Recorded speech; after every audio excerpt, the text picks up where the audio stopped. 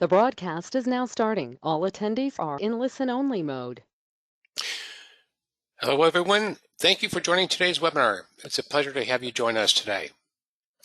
Today, we want to talk about something that's truly transformational for your business. We work with many business owners, CEOs, presidents, CEOs, and leaders of different organizations. And one thing that we hear often is they're looking for transformational ways to really achieve their success, achieve their vision, and really have breakthroughs with their business. That's what we're going to talk about today. And in particular, we're going to walk you through 7 really breakthrough ways that you can transform your business and have tremendous success this year. Some of these will be in the area of strategy, some will be in the area of marketing, some will be in the area of sales. But I'll share this information with you today. And one of the follow-ups I'll offer for everybody that has registered for today's webinar is to follow up with you one-on-one.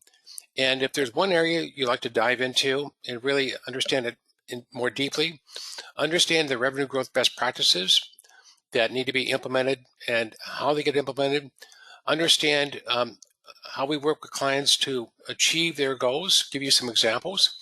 I think it always brings that to home because you can go to any webinar and get good information, but the question is, how do you put in practice? And then most importantly, how do you realize the value that is inherent for your organization? So again, thank you for joining today's webinar. And I will be following up with everybody after the webinar. And this webinar will be recorded. So if you want to share it with colleagues or friends, please do. We also will have a Q&A session. So if you have specific questions you'd like to post, go ahead and do that throughout today's webinar, and I'll make sure that we get those addressed. So let's talk a little bit about how do you transform the way that you can win, market, and sell this year. And I'm going to walk you through 7 different ways. And let me just bring these up. So we're going to talk a little bit about winning with intentionality. Intentionality is really interesting. And the reason I talk about that is I learned this as a CEO, as a builder of businesses a number of years ago as I was building my career. And one of the things I realized as I was working with, as an example, I was working with venture-backed companies. When I would work with investors, PE firms, VCs, VC partners, I found that in many cases, they had specific goals in mind for the business. So they would say to me, well, Bob, why don't we just go ahead and increase our revenue this year by $10 million year over year? And what I found is that they weren't looking out the rearview mirror where we've been. They were looking out the windshield to see where we want to go. And I found that was really great practice for me, really instructional, because it was talking about the intention of where we want to go. And then the next question is, how do we get there? And that was tremendous training for me. So we're going to talk a little bit about that and how you can apply that thinking to your business today. Numbers 2, 3, and 4 are all about marketing and transforming your marketing initiatives, transforming your strategy to achieve tremendous breakthrough in this area. 5 and 6 are going to be focused on sales. And how do you actually really look at scaling your sales organization and the direct sales components that you have in your business today. And then 7 is about your ecosystem. So we're going to talk about that. So let's go ahead and jump into this. Win with intentionality. So as you think about this year, and again, we're still early in the year today, think about what are the goals that you want to achieve, the qualitative, the numerical goals that you want to have. Often when I talk to individuals, they're thinking about an increase in revenue growth. But one of the things I would say, and I would challenge everybody in today's webinar today, is to think bigger. Think big about where you want to go to. Think big about the markets that you want to achieve. So this starts with strategy. And so we'll start talking a little bit about what are your revenue goals for the year. It's not unusual for a CEO to say that they want to increase revenue by 30% year over year. That's a typical request. But as you start digging deeper into this, you start thinking about what are the markets that you want to penetrate? The markets, the industries, um, the geographies, and so forth. It's really great to start thinking through what specific areas you want to get to. What's the target mix that you want to have?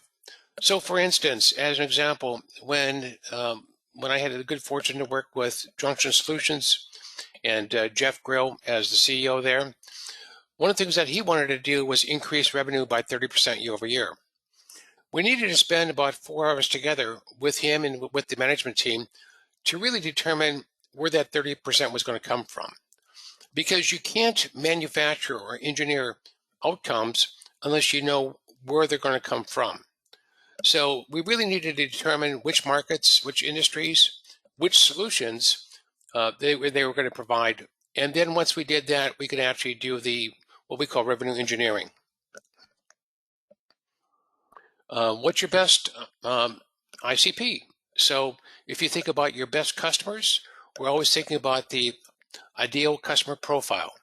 And if you're like me, when I've been building companies, you always come across a great client, very profitable, totally collaborative with you, really understands your value propositions and how to apply to their business and so forth. And so if you're like me, you're thinking, well, how do I find 50 more clients just like that? Part of this also is thinking about this is basically around branding. So when you think about your brand and how do you brand yourself as a leader, we'll talk about that because a lot of companies don't brand them to be themselves as a leader. They brand themselves as being a participant in the market. What are the key drivers and differentiators that you offer? And so what we want to think about is not only what you want to accomplish in 2025, but what do you want to accomplish and where do you want to be 3 years from now, 5 years from now? And then finally, start to think about what's going to make your company more valuable. It's very common when I'm talking to owners of companies that they're thinking about, well, if they wanted to have an exit in 3 to 5 years or 10 years, what would that look like?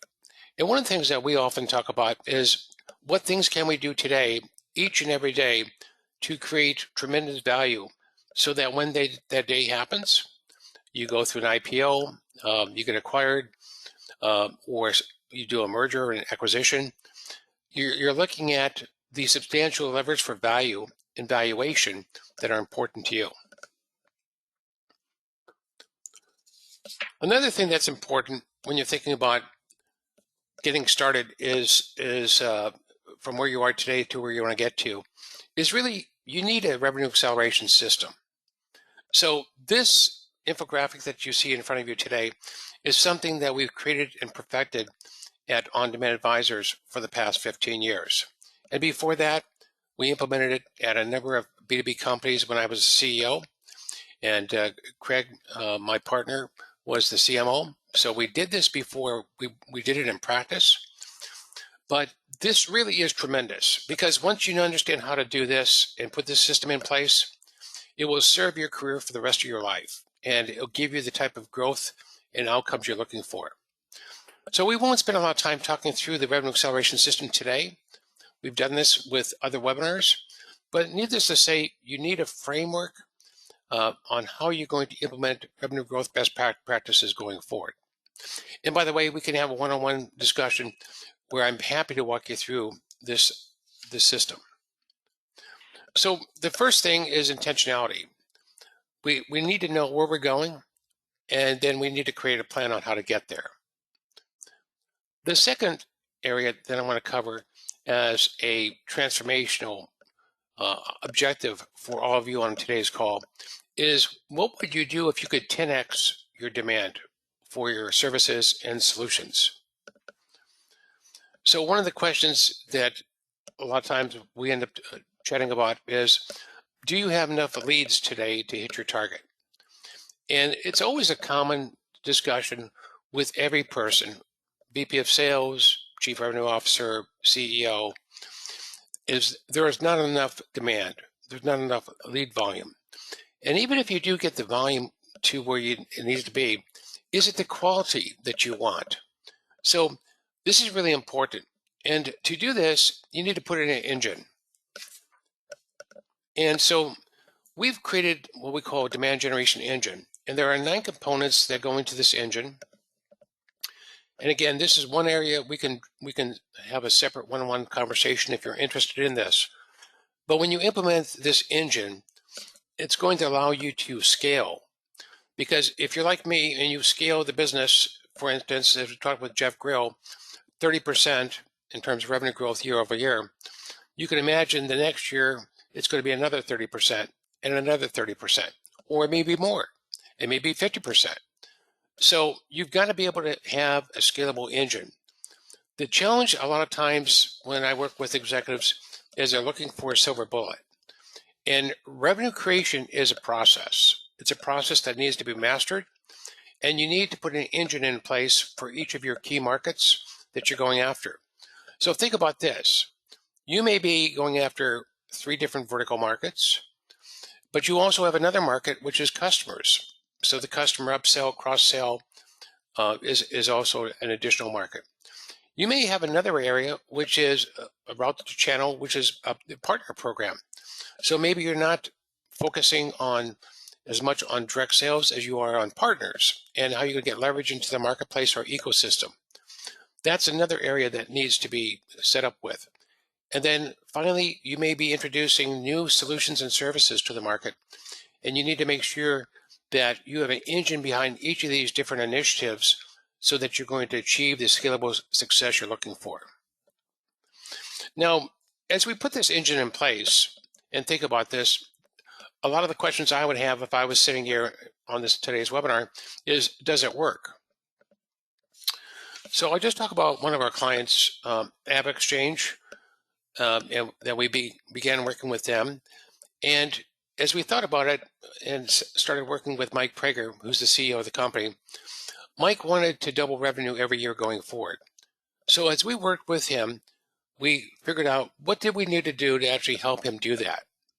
Now, he didn't have a marketing department, so we did all the marketing for him, both the strategic marketing strategy as well as the execution. And we did that for 4 years. But one of the things that was interesting is that they were doing a lot of outbound calling to get 38 leads per month. A lot of work. And what we ended up doing is putting in the engine that we're talking about here so that they can get 300 or more leads per month. Now that completely changed the trajectory for AppExchange. And again, I won't spend a lot of time on this. We could spend it one-on-one with you, but I just want to give you, if there's best practices, then there needs to be a proof point behind that. Let's talk about the third area. And this is the area I find really exciting. When you think about your service or solution today, the question is, who's the hero? Now, if I go to a lot of websites today, the hero is the company. So the company is talking about their products, their services, their solutions that they offer. But more importantly, if you take a step back, the hero is really your buyer. It's your champion. It's your target decision maker. So thinking about what is their needs, what do they need to succeed with, both personally and professionally? And then how do you recognize them and how do you create a community of them? Because here's what we found, and we'll talk about this. We've done hundreds of different surveys to really get in the head of decision makers and figure out what they want. The number one reference group that they look at is their peers. So what we like to look at is, how do you make your buyer the hero? I want to give you an example. One of our customers is a company called Digitalis, and Digitalis provides planetarium systems. So if you went to a school, K through 12, or a high school or university, if you went to a museum or a science center, if you went to a lot of different organizations, they have planetariums. And the planetariums are just an incredible way for teachers, instructors, and leaders to actually expand the universe for their students and for their visitors. So one of the things that we started thinking about is, why not recognize the top 2-3% of your customer base and market leaders in this space as planetarium leaders. So we started doing this, and we started making their customers the planetarium leaders, making them the hero. And we've gotten over 25 of them today that we've recognized. And I'll just walk you through a couple examples here. Here's Mark Breen. And Mark is just one of those just tremendous leaders in terms of what he's done. Look at his background in terms of what he's done in terms of work with astronomy and all the different areas that require a space exploration. But he's bringing his knowledge, his expertise to the market, and he's sharing that with his community. Same thing with this astronomical society up in Chattanooga. So if you look at them, they've also done the same thing. So we're recognizing the excellence that they bring. These folks are really living their vision each and every day. And that's what your heroes typically do. And also Brian, in terms of what he's done with his planetarium. So there's two things that really were transformational in terms of what we did with Digitalis. Number one is we really elevated their value from being their solution, the planetarium itself, the software, the hardware, and so forth, to being focused on who their key customer is, which is these planetarium leaders. And so we launched this program. We started recognizing that. We started helping them do webinars with these planetarium leaders to show the way in terms of best practices. The other thing that we've done is we've helped them launch a planetarium leader tour. So that means that we go throughout the United States, and because planetariums are highly experiential, we wanted to bring prospects and other customers to each of these different locations and do that on a regular basis.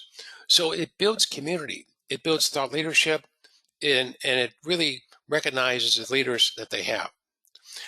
Think about if you brought that to what you do today, and you started thinking about the leaders that you serve and how you recognize them.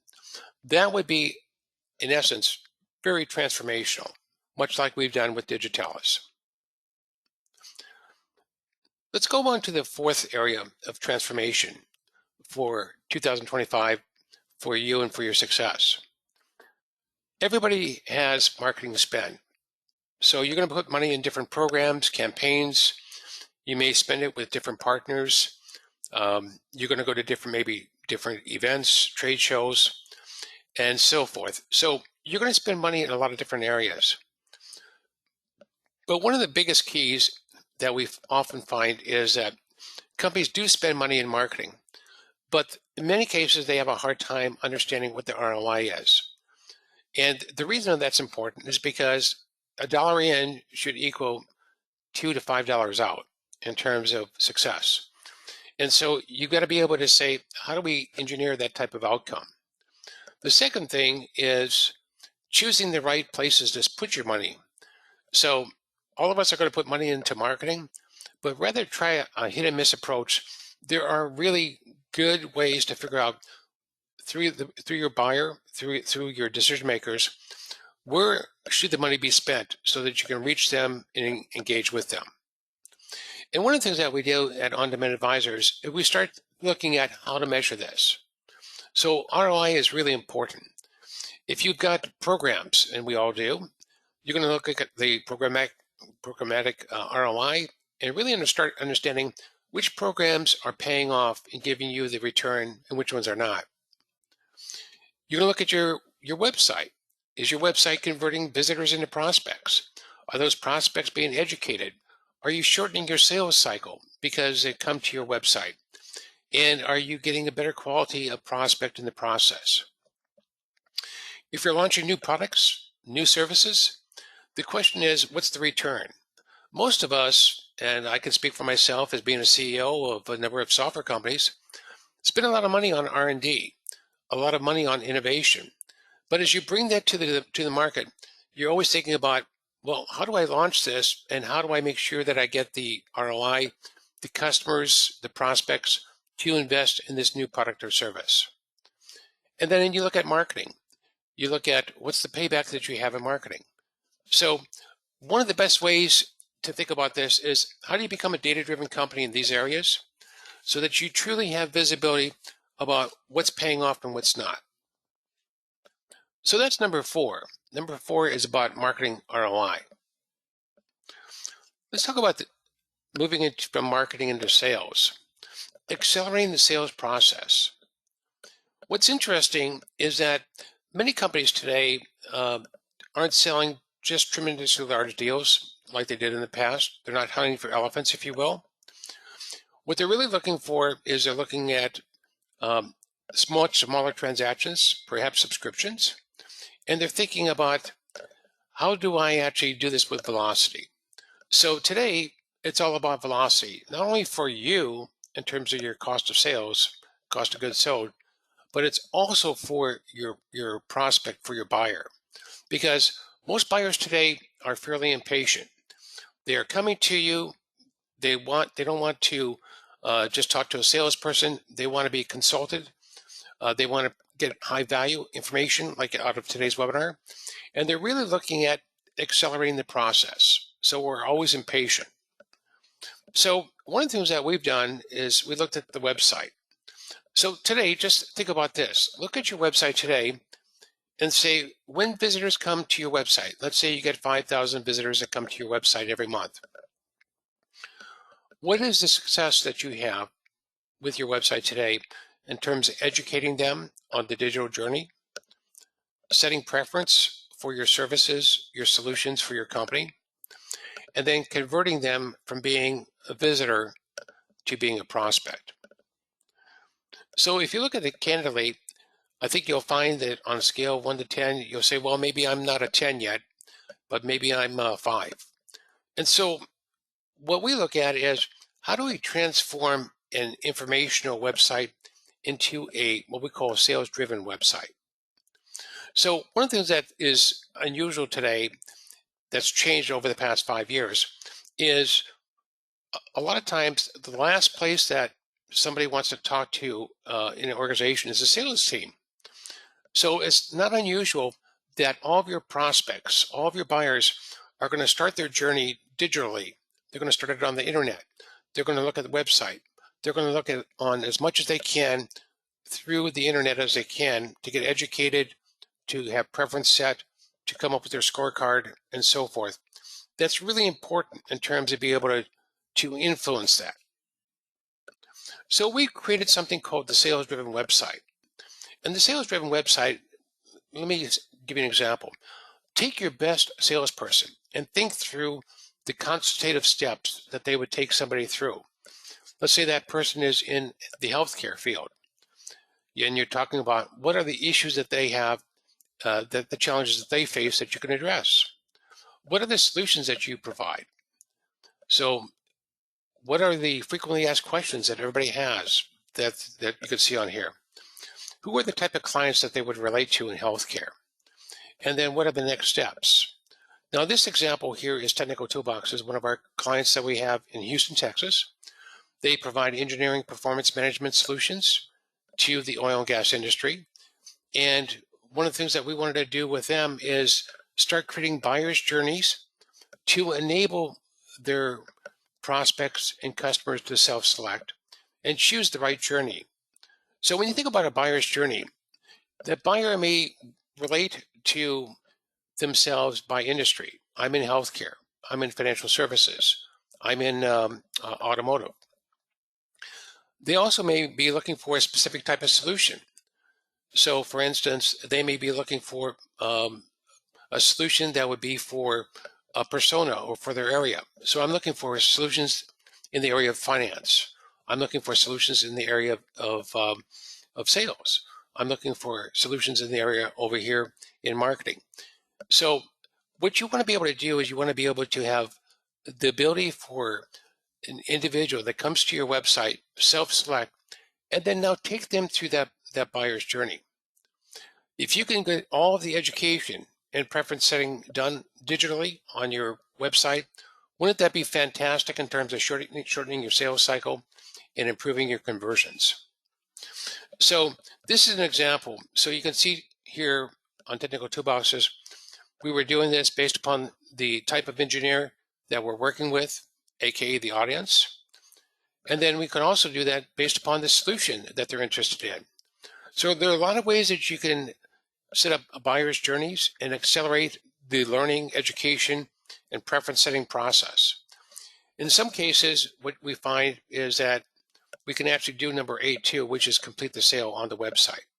So minimally, what you want to be able to do is move from an informational to a sales-driven website, and you want to guide your buyer through the buying process.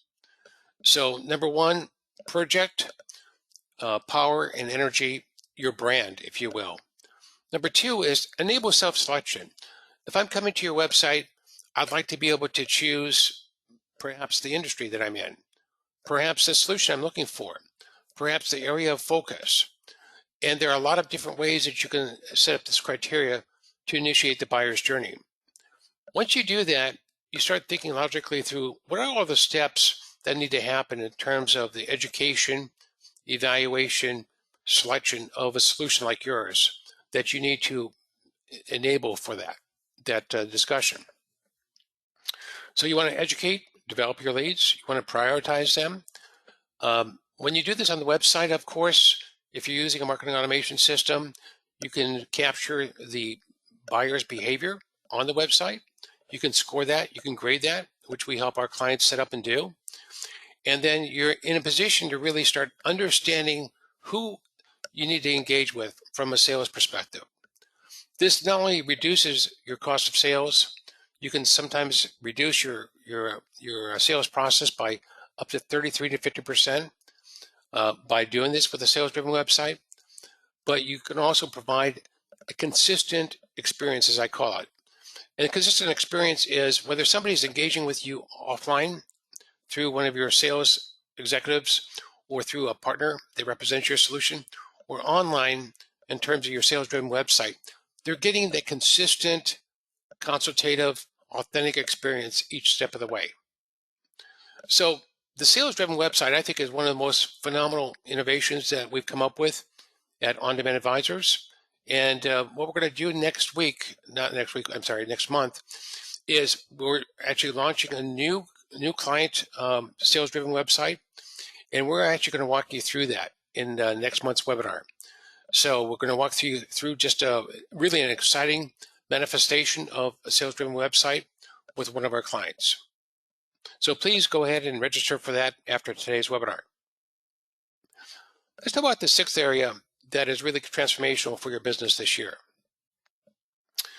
It's doubling your customers' wallet share. So when you think about this, and I do a lot of times when I'm thinking about your products and your services, a lot of times when we think about our product or service that we have today, we don't think about everything that the customer needs to be successful with that. So you may have a solution, and let's say the solution is you're offering a CRM system, okay? That's great. Well, what else do I need with the CRM system to make it work? Well, I need services to do that. I may need services in terms of implementing that solution. I'm going to need services in terms of how to best use it and train it. I may be using services in terms of best practices around how a CRM system should be used in an organization. But how does that then CRM system integrate with other applications? How does it integrate with accounting? How does it integrate with a marketing automation or a marketing system? How does it integrate with your services system? So what you start looking at is you're not just buying a CRM system. Your buyer's not just buying a CRM system. What they really want is they want everything. So it's very easy from my perspective to think about what are the adjacent areas when we sit down and look at your business that you should be looking at expanding into. And what your customer is typically looking for, what your buyer really wants, is they want you to help put your arms around more of what they need so that you can deliver to them the solution and the outcomes. So we have a whole program that we've helped implement with our customers around how to double your customer wallet share. And we do work with them to create a playbook, but I want to walk you through an example of that today, and I want to focus on a couple areas. So the first area is redefining or reimagining the whole solution. And that's really what I was talking about is, yes, I may start with a CRM solution, but I'm going to need services to enable that solution, to implement it, maybe even to host it for that company, and maybe provide a managed services option. I'm going to need integration and third-party extensions, and I may need to map out other players that can actually provide, let's say, sales coaching, sales leadership that can manifest the use of that CRM system. So a lot of times what we're working with is moving from what I call a point solution to a bundled solution. And this is a great way for you to increase the average contract value, or what we call ACV, so that you're getting much bigger wallet share from each of your clients. And we're going to walk you through a couple examples. Let's just talk about one per se. One of our clients is Technical Toolboxes. We talked a little bit about them earlier. But what we found here is that they had lots and lots of different point solutions. And so underneath each of these areas, let's say if I'm helping with inspections of pipelines, I've got a number of different point solutions. What we end up doing is we work with them to say, why don't we roll those up into a suite that's focused on the inspection? And then if we're working again in these areas like crossings, so I've got a number of different tools that help us evaluate when somebody needs to cross our pipelines and how they need to evaluate that and make sure that they don't disrupt or gorge the pipeline. Then let's put that under the crossing suite. So what we end up doing is moving from a point solution to a set of suites. Each of those suites has a functional area within the company that is owned by that, and a leader that really needs that type of solution. This was a great way for us to work with them at Technical Toolboxes, and then create something called the hub, which is when you have engineering teams around the world, how does this knowledge get transferred from one team in North America to another team in Asia? And so being able to do that and provide a visual way like we're doing here to present that information was really fantastic. Now, another breakthrough that we find, another transformation in terms of how you can market and sell today, is helping your client optimize mission critical processes. So many of you offer different services or solutions. And one of the things that we found is when you walk into a client, there is the existing state. But what they're looking for from you is a solution. And that solution typically is the to-be state. It's the state around best practices. It's the state around maximizing ROI. It's the state about helping them reach their potential. So one of our clients, another client that we have, is a company called Best Tech. Best Tech provides engineering services in the mining industry. So we help them really think through how to present themselves in a more integrated, holistic way. Now, we came up with this infographic, which is great when you think about it, because think about if you're in the mining industry, there is a life cycle to every mine that exists around the world, whether that be in Canada, in North America, in Asia, and so forth. There is the exploration phase. There's the development of the mine. There's the construction of the mine. There's the operation, and then there's the retirement. And Best Tech provides really an outstanding portfolio of services that can be leveraged and utilized at each stage. So what we're doing here is we're helping them think through, and their buyer think through, how do I leverage Best Tech based upon each of the mines I have and what stage I'm in? And so this is a great way for us to take these individual point services, if you will, and put them into a meaningful way for the audience to understand, how do I use, apply, and consume those services from Best Tech based upon where I am with my mine that I have here in Alberta, Canada. Let me give you another example of moving from a point solution to a optimized process. Another one of our clients is ICUC, a leader in social media management services. So they had quite a number of different services that they offered around managing social activities for clients such as Macy's, Novartis, Starbucks, and so forth, large companies Fortune 2500 companies, and we were helping them launch additional services. And so we came up with this social customer journey. And if you think about the journey that your customers go through, there is an awareness process that they're going through. Who is ICUC? What do you do? What's the value that you provide? And so you kind of start there. And then you start thinking, okay, what's the consideration phase? What are the things that you need to do to help your customer consider this? How do you help them purchase this? And then finally, how do you help them experience the sharing of that social experience? So what we ended up doing is looking at these 4 different areas, which represent the social customer journey, and then what are the services that ICUC provides to actually enable those. So you can imagine when we moved to this type of branding and presentation, it gave their customers the ability to very clearly see, where does ICUC help provide value to me around the complete interaction that we have with our customers. So if I'm Macy's, I'm thinking, wow, you guys can help me every step of the way socially manage this process that I have with my millions of customers that I have today. So this is just 2 examples, but again, transformational in terms of how they present themselves. All right, so let's talk about number 7. Number 7 is everybody has partners. Everybody has an ecosystem. The number one challenge that I often hear from CEOs when it comes to their partner program is it's not working. They're not getting the anticipated results that they expect.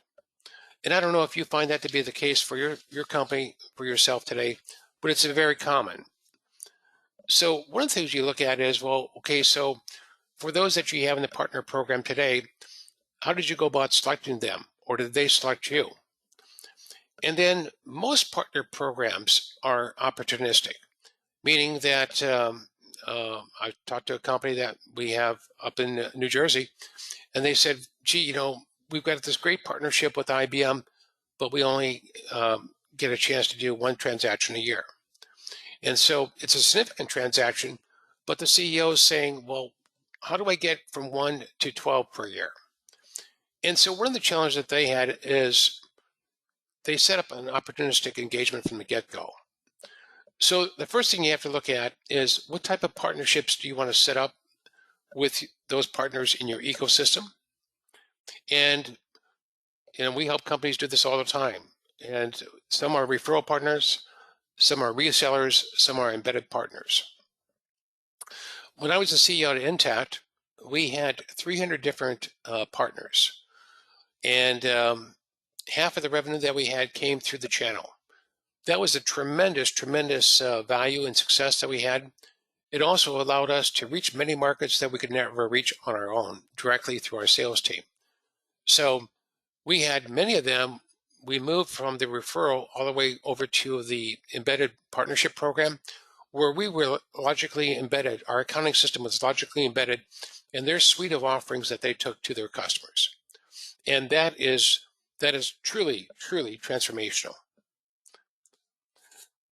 The other thing that I think I would bring up is creating what we call a partner scorecard. And in fact, I'm helping one of our clients do that today, because they want to really ramp up and scale their partner program. But one of the things I suggest that we do first is create a partner scorecard, so we could look at every partner, both existing as well as future partners, and determine whether they would be a good partner or not. So we did this with a company up in North Carolina called Gather Digital, and they are in the space around managing conferences and all the software and tools that you need when you go to a conference to look at on your smartphone. What rooms do I go to? Who are the speakers? What's the speakers? Can I download the speaker presentation? How do I get from here to there? Everything that has to do with the conference. Their software did an amazing job in terms of managing that conference experience. And so what we looked at is, we said, well, let's look at all the companies that are in that area, that are either software or services companies involved in managing conferences and in-person events. And so what we did is we came up with a scorecard, a 10-point scorecard, and we started ranking all those companies on a scale of 1 to 100 to determine which ones were going to be the best partners for them to work with. Here's one of those partners out of the 150 plus that we did, a company called Certain Software. And as you can see, we came up with the criteria, we came up with a rating, and we gave them a total score. Now, what was interesting is that the scores, some of the companies that we scored were very, very high. They were in 80, 90%, even 95 points. Those were the companies that were the best fit in terms of who they should partner with. So it really gave them an ability to prioritize which partners to work with and which partners to engage to work with. But the partners that were scored lower in the 50s and 60s, what it showed us were those potential partners that really maybe weren't set up to partner with them, but really could use their intellectual property, really could use their company because they had a very glaring hole. They weren't set up to handle the mobile component of managing different trade shows. And so one of those companies is Certain Software. And as we went through the scoring process and we introduced them to the various people on both ends of the spectrum, those that could be M&A acquisition partners and those that could be great sell-through partners. One of those companies was Certain Software. Now, Certain Software actually then realized the value that Gather Digital offered, actually acquired the company. So again, just walking you through 7 really incredible ways to transform the way you win, market, and sell this year. And I know I've covered a lot of ground in a very short period of time. What I would offer to each of you that are listening to today's webinar is to get together. I'll reach out to you. I'll give you my calendar. Let's set up a one-on-one and discussion and just talk about one of these areas for you and your company. Because I think what we'll find is that as we dig into this, how this actually works, how this transforms how you're operating today, you'll find tremendous value in this discussion and in the implementation of each of these areas. Okay, so this is good. Let's take a few moments, if we could, and open this up for Q&A with our attendees. So please go ahead and post your questions here. I look forward to getting together with you as far as handling some of these questions. Okay, let's see. The first one that we have here is which revenue growth best practice is most important? So I covered 7 of those. They were all really good ones. The one that I think is most important or transformational is putting in the demand generation engine. It's the fulcrum that basically starts the movement. So when you start increasing a lot of demand and quality demand for your products and services, it will completely change the trajectory that you're on today. It was a great question. Thank you very much for that. Here's another question. How do I get started today? Well, great way to get started. I'm going to mention some next things here as far as next steps is probably to set up a conversation. Let's figure out an area where you have interest, or let's figure out an area where you have legitimate need and you want to really prioritize how to address that area. So I gave you 7 different transformational ways. You may even have other ways that you're looking at doing this, but it starts with a conversation. Okay, another question. What if I don't have the resources today? This is a common question.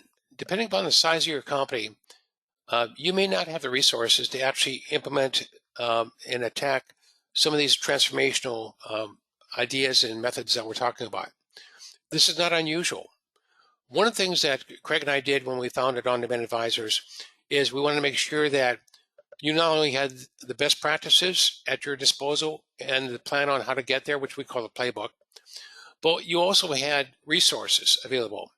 So our team, the On Demand Advisors team, includes marketing professionals, sales, business development, and strategy. And so we built out a great team, a very serial team in terms of how we work with our customers. And what we want to do is complement you and your team to supplement what you need, or provide, if you don't have it, provide the resources you do need so that you can get the job done, because you've got to be in a position to achieve success. Okay. All right, let's go on to the next question here. How do you help with sales effectiveness? Great question. So if you think about sales effectiveness, there are a lot of things that go into sales effectiveness. And as you remember, I talked about the revenue acceleration system at the beginning. And one of those areas is just focused on sales and sales effectiveness. Everybody that you work with, everybody that you hire is going to become an A, B, or C player for your company. So there are demonstrable ways that you can move those A players to peak performance, move B players to A players, and then C players to B, or find a way for them to find success somewhere else. So one of the things that we really focus on is that whole process. One of our clients in Austin, Texas, we helped them recruit a head of B2B sales. We brought that person in. Then we helped them recruit and onboard their account executives for them. We helped them bring in 2 sales-driven sales development representatives to help qualify the tremendous demand that we've helped them create. And we also helped them bring in a manager of sales engineers to actually help in terms of configuring the presentations and demonstrations that they do today. So we've helped them build that, scale that, put that in place, map that together with the demand generation engine, and they're off to the races. So they're just having a tremendous time. That company is Cavinci, by the way, and they're growing at 33% year over year. And we're doing that with them every year moving forward. So anyway, great questions. Thank you for that. So just to kind of recap on some next steps here. We'd love to be your revenue acceleration partner. We're very strategic in terms of how we work with our clients, how we think about holistically your business, and strategically what's going to get the job done. One of the things that's really important, but perhaps overlooked too, is because we're so serial with doing this, we're going to bring together tremendous resources and best practices for your company that we can leverage over our work with hundreds of B2B companies. That's different than bringing somebody in who perhaps is really good, but maybe they've only been at a couple of stops along the way. So they're bringing their experience, and there's nothing wrong with that. All of us bring our experience. One of the big value propositions we have when we engage with our clients is this serial experience that we have, not only as operators before running companies, but also in terms of consultancy with hundreds of companies and helping them succeed. And so you're the beneficiary of that process. So let's talk about next steps. What would be meaningful next steps out of today's webinar? Well, one thing I would suggest is let's set up a deep dive in one of these 7 different areas to talk about something that's of importance to you and how you can actually think about that, how this is put in place in practice. So move from the theoretical to the practical, and then think about how would that get implemented with your company today so that you can actually have the transformational benefit you're looking for. Some additional next steps, other than the transformational meeting that we're just talking about, is let us help you create your 2025 Revenue Acceleration Playbook. And that is the playbook in terms of what needs to get done if you want to grow at 33% a year, or if you want to be like Mike Prager and you want to double revenue every year. What would have to get done to achieve that type of success, and how would it get done? And that's really the essence of the playbook. We also have available to you a number of different guides.